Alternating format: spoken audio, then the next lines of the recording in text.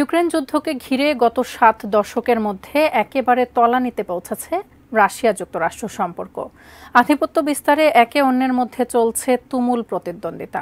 এমন পরিস্থিতিতে আফ্রিকার দেশ নাইজারে অবস্থিত একটি মার্কিন বিমান ঘাঁটিতে প্রবেশ করেছে রুশ সেনাবাহিনী। একই ঘাঁটিতে দুই চিরশত্রু দেশের সেনাদের অবস্থান কিসের বার্তা দিচ্ছে, কি বলছেন বিশ্লেষকরা, জানাচ্ছেন এসআই রাজ। গত বছর থেকেই আফ্রিকার দেশ নাইজারে তেমন সুবিধা করতে পারছে না যুক্তরাষ্ট্র সহ পশ্চিমারা। এরই মধ্যে দেশটি থেকে সেনা প্রত্যাহার করতে বাধ্য হয়েছে ফ্রান্স। একই পথে হাঁটছে যুক্তরাষ্ট্র। তবে পশ্চিমাদের অনুপস্থিতি ও জান্তা সরকারের সঙ্গে সখ্যতাকে কাজে লাগিয়ে দেশটিতে আধিপত্য বিস্তার করতে চলেছে পুতিনের দেশ রাশিয়া।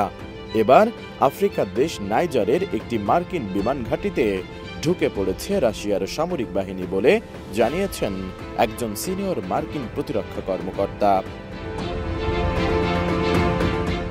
রয়টার্সের এক প্রতিবেদনে বলা হয়েছে, নাইজারের সেনা শাসকরা তাদের দেশ থেকে মার্কিন বাহিনীকে বহিষ্কারের সিদ্ধান্তের পর এই ঘটনা ঘটেছে।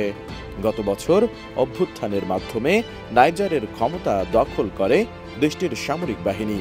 ক্ষমতা দখলের পরপরই জান্তা সরকার ওয়াশিংটনকে সে দেশে অবস্থান করা তাদের 1000-এর বেশি সেনা সরিয়ে নিতে বলে।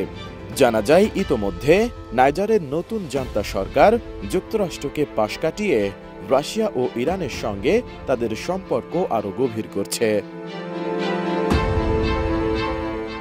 গত বছরের জুলাইয়ে একটি সামরিক অভ্যুত্থানের আগে নাইজারের সাহেল অঞ্চলে জঙ্গি গোষ্ঠী ও আল কায়েদার সহযোগীদের বিরুদ্ধে সন্ত্রাস বিরোধী যুদ্ধে আফ্রিকার দেশটির গুরুত্বপূর্ণ অংশীদার ছিল যুক্তরাষ্ট্র, যা বর্তমানে মারাত্মক সহিংসতায় রূপ নিয়েছে।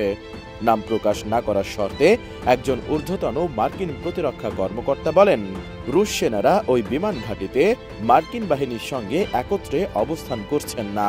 কারণ হিসেবে জানা গেছে, তারা নাইজারের রাজধানী নিয়ামিতে দিউরি হামানি আন্তর্জাতিক এয়ারপোর্টের পাশে অবস্থিত এয়ারবাস 101 নামে পরিচিত সামরিক স্থাপনায় আলাদা হ্যাঙ্গার ব্যবহার করছেন।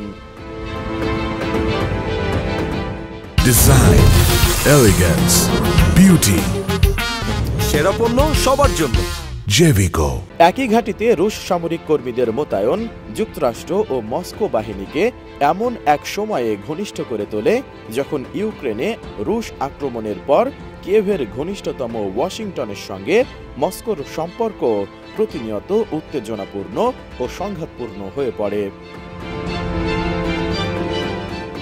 নাইজারের জান্তা সরকার সে দেশে যুক্তরাষ্ট্রের সেনাদের আর দেখতে চাইছে না। এ অবস্থায় গত মাসে যুক্তরাষ্ট্র নাইজার থেকে তাদের সেনা প্রত্যাহার করে নিতে রাজি থাকার কথা জানায়, কিন্তু সেনা প্রত্যাহার কার্যক্রম এখনো শুরু হয়নি।